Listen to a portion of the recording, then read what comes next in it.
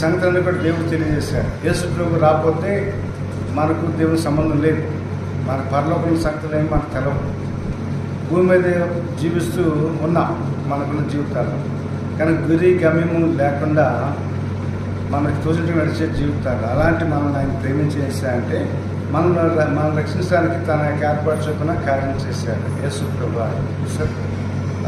ఇంకా చూస్తే ఆయన పేరేంటి అని చెప్పి మాట చెప్పాడు. కనుక యేసు ప్రభు లేక ఆయన పేరేమని చెప్పారంటే ముందుగా చెప్పట్లేదు, రాకపోవడం.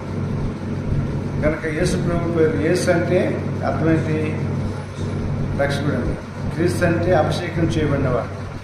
మరొక పేరు ఇమ్మానుయేలు పేరు పెట్టడం. ఇమ్మానుయేలు అంటే తన ప్రజల వారి పాపం నుంచి ఆయనే రక్షిస్తాను రక్షకుడు అనేది. ఇమ్మానుయేలు అంటే తోడుగుండే దేవుడు, తోడుగుంటాడు కనుక ఆయన ఇమ్మానుయేలు పేరు పెడతారు అని చెప్పి వాక్యం చెప్పబడతాను. కనుక ఇక్కడ